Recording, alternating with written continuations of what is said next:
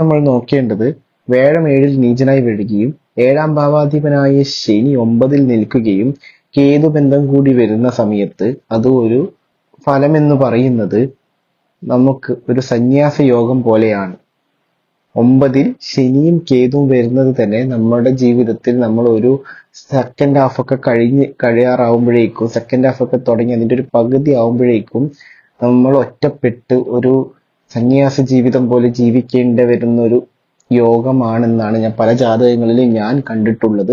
അപ്പൊ അതൊക്കെ ഒന്ന് നമ്മൾ നോക്കിയാൽ മനസ്സിലാകും. ഇങ്ങനെയുള്ള ജാതകങ്ങളിൽ കല്യാണം നടക്കുന്നത് ഒക്കെ വിവാഹത്തിനൊക്കെ ഒരുപാട് ഡിലേ വരികയും വിവാഹത്തിന് ഒരുപാട് തടസ്സങ്ങൾ വരികയൊക്കെ ഞാൻ ഒരുപാട് കണ്ടു വന്നിട്ടുണ്ട്. വിവാഹം ഉറപ്പിച്ചത് മുടങ്ങുകയും ഒക്കെ അങ്ങനെയൊക്കെ ഒരുപാട് ജാതകങ്ങളിൽ വന്നിട്ടുണ്ട്. അപ്പൊ ഇതൊക്കെ നിങ്ങൾക്ക് ഞാൻ നിരീക്ഷണത്തിനായിട്ട് വിട്ടുതരുന്നു. നിങ്ങളും പല ജാതകങ്ങളും വിവാഹം കഴിക്കാത്തവരുടെ ജാതകവും നടക്കാത്തവരുടെയും ഇതൊക്കെ ഒന്ന് എടുത്തു നോക്കി നിരീക്ഷിച്ചാൽ നിങ്ങൾക്കും മനസ്സിലാവും എങ്ങനെ ഫലം ഒരുപാട് ഇരട്ടിയാവുന്നതും ഞാൻ കണ്ടിട്ടുണ്ട്.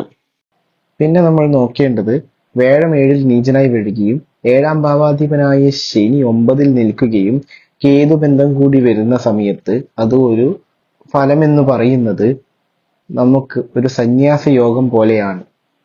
9-ൽ ശനിയും കേതുവും വരുന്നത് തന്നെ നമ്മുടെ ജീവിതത്തിൽ നമ്മൾ ഒരു സെക്കൻഡ് ഹാഫ് ഒക്കെ കഴിയാറാവുമ്പോഴേക്കും സെക്കൻഡ് ഹാഫ് ഒക്കെ തുടങ്ങി അതിന്റെ ഒരു പകുതി ആവുമ്പോഴേക്കും നമ്മൾ ഒറ്റപ്പെട്ട് ഒരു സന്യാസ ജീവിതം പോലെ ജീവിക്കേണ്ടി വരുന്ന ഒരു യോഗമാണെന്നാണ് പല ജാതകങ്ങളിലും ഞാൻ കണ്ടിട്ടുള്ളത്.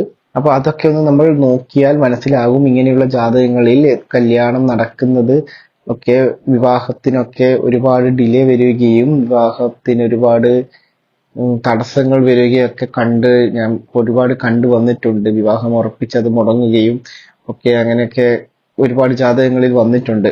അപ്പൊ ഇതൊക്കെ നിങ്ങൾക്ക് ഞാൻ നിരീക്ഷണത്തിനായിട്ട് വിട്ടുതരുന്നു. നിങ്ങളും പല ജാതകങ്ങളും വിവാഹം കഴിക്കാത്തവരുടെ ജാതകവും നടക്കാത്തവരുടെയും ഇതൊക്കെ ഒന്ന് എടുത്തു നോക്കി നിരീക്ഷിച്ചാൽ നിങ്ങൾക്കും മനസ്സിലാവും എങ്ങനെയാണത് സ്വാധീനിച്ചിരിക്കുന്നതെന്ന്.